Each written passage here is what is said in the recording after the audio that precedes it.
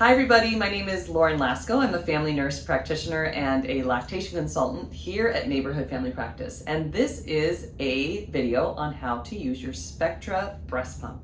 So we have this awesome program here that if you're a patient here at Neighborhood Family Practice and your insurance approves it, that you can walk out of here once you're 36 weeks pregnant or later with a pump. And one of those pumps is the Spectra breast pump. It's an awesome pump. But there are a couple interesting things about it to make sure you know so that you're using your pump effectively. So I'm going to talk to you about how to make sure you're putting it all together correctly, how to clean it, and how to use it so that you're getting the most milk out that you can. Okay, so the Spectra actually has a lot of parts. So always with any kind of pump, you always want to get to know your pump first. I always recommend taking your pump out, looking at all the different pieces, and sterilizing everything before you deliver. Okay, that way if you do need to use it, it's not one more thing to learn to have to do after your baby arrives. The Spectra, like I said, is awesome, but there's lots of different parts. So this is the flange, and this is part of the flange called this is a membrane, and this is a cap that needs to be, all these things need to be together to create the proper vacuum and suction for your pump.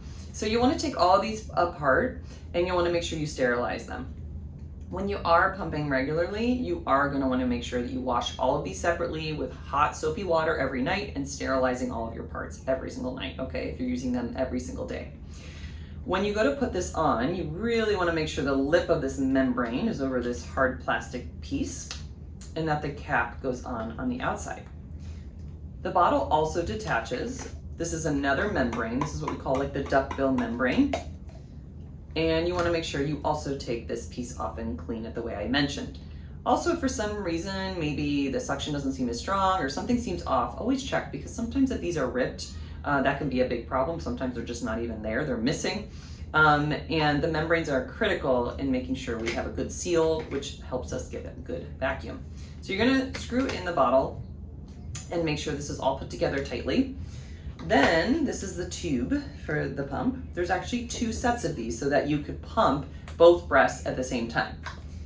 Now, on the Spectra, there is this little cap. So if you only wanted to pump one breast, you would make sure the silicone cap is over the other port, and then you just put the tubing in. If you wanted to do both, you'd take that cap off so that you could pump on both breasts.